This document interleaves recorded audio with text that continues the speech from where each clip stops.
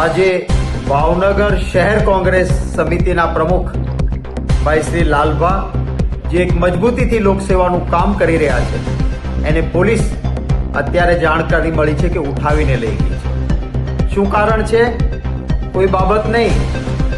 જે ભારતીય જનતા પાર્ટી હાર વાળી ગયા પછી લોકશાહીમાં જે માન્ય નથી, જેવા હાથગંડા કરી ન શકાય, એવા હાથગંડા કરીને ઉમેદવારોના ફોર્મ પાછા ખેંચાવવા માટે આકાશ પાતાળ એક કરવા માટે ભાવનગરમાં મથતા હતા. કારણ કે ભાઈ મુક્ત ભ્રષ્ટાચાર કર્યો છે.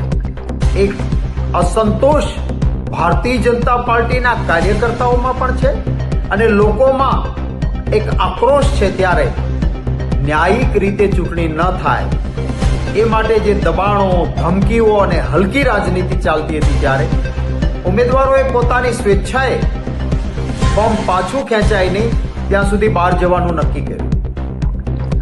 આ ઉમેદવારોએ આજે બહાર ગયા પછી અમરેલીમાં પ્રેસ કોન્ફરન્સ કરી અને પ્રેસના મિત્રો સામે ખુલ્લા દિલે કોંગ્રેસ પક્ષના ઉમેદવારોએ કહ્યું કે અમે લોકશાહી બચાવવા માટે સ્વેચ્છાએ પોતાની રીતે માત્ર ને માત્ર ઉમેદવાર કોંગ્રેસના છીએ, ત્યારે ઉમેદવારી પાછું ખેંચાવવા માટે કોઈ ત્રાસ ના આપે એટલે મેં બહાર આવ્યા છે એમ કહ્યું.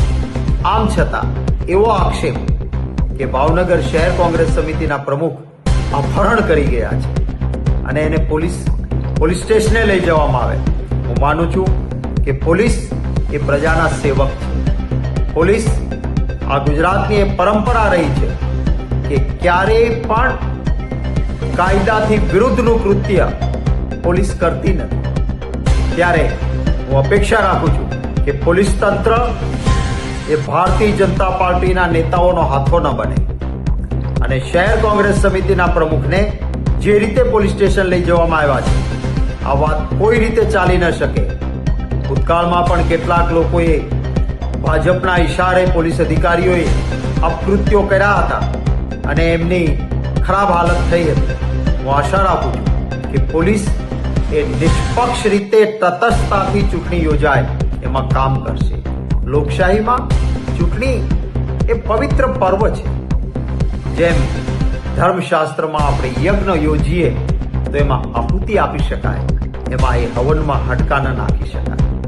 એમ ચૂંટણીઓમાં ખેલદિલીથી ચૂંટણી લડવાની હોય. લોકો ઈચ્છે અને મત આપે ને ચૂંટાય અને સેવા કરે.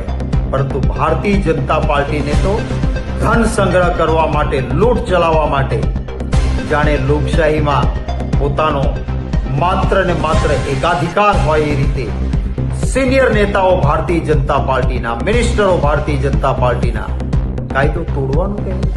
કેટલા અંશે આ છે? અરે હું પણ સરકારમાં મિનિસ્ટર હતો. બતાવે એક દાખલો કે સત્તાનો દુરુપયોગ કર્યો હોય. ચૂંટણીઓ અમારા સમયમાં પણ યોજાતી હતી, પરંતુ ક્યારેય તંત્રનો દુરુપયોગ નહીં, પૈસાનો દુરુપયોગ કરીને, કોથળાઓ ખોલીને ભ્રષ્ટાચારના નાણાં ચૂંટણી જીતવા માટે વાપરવાનો આ આપણા ગુજરાતના સંસ્કાર કે પરંપરા નથી. મારી વાલા ગુજરાતના મતદાતાઓને પણ જરૂર વિનંતી કરીશ કે આ લોકશાહીને કલંકિત કરતી પરિસ્થિતિ સામે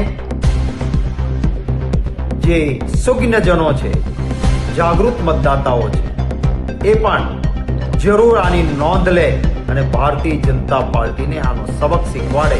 હું મારી આ વિડીયોની સાથે જે ઉમેદવારોએ આજે અમરેલીમાં પ્રેસ કોન્ફરન્સ કરીને કહ્યું, કોંગ્રેસ પક્ષના ઉમેદવારો ભાવનગરના, કે અમે અમારી રીતે આવ્યા છીએ, ખુલ્લા દિલે પ્રેસના મિત્રો સાથે વાત કરે છે, ત્યાં કોઈ એમને અપહરણની વાત નથી. તો પછી ખોટી ફરિયાદ અથવા કુટુંબના સભ્યોને ગેરમાર્ગે દોરીને કે તમારા ઘરનાને ઉઠાવી ગયા છે, આપો ફરિયાદ, અને પછી શહેર કોંગ્રેસ સમિતિના પ્રમુખને ઉઠાવીને પોલીસ સ્ટેશન લઈ જવાના, આ ન ચાલે. હું તમામ કોંગ્રેસના કાર્યકર્તાઓને પણ વિનંતી કરું છું કે અન્યાય સામે આપણે અંગ્રેજોની સામે પણ આ દેશના સ્વાતંત્ર્ય સેનાનીઓ આપણી વિચારધારાથી લડ્યા છે. આપણે એમના સામે પણ આપણી વિચારધારા ઝૂકી નહોતી. તો ભારતીય જનતા પાર્ટીને જે અત્યાચાર કરવા હોય તે કરે. કોંગ્રેસનો કાર્યકર્તા બબ્બર શેર બનીને લડશે. જનતાને પણ, મારા વહાલા મતદાતાઓને પણ વિનંતી કરું છું, ગુજરાતના નાગરિકોને વિનંતી કરું છું કે જ્યાં પણ આવા અન્યાય માટે કોંગ્રેસનો કાર્યકર્તા લડવા નીકળે એને પૂરો સહયોગ આપજો.